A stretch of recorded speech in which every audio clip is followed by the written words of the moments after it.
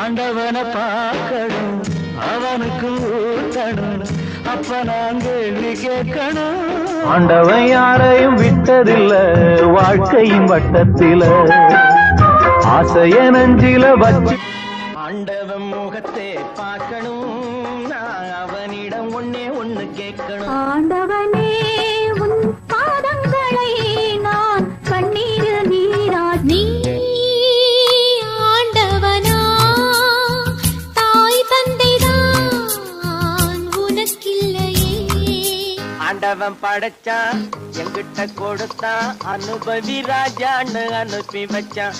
ஆறு மனமே ஆறு, அந்த ஆண்டவன் கட்டளை ஆறு.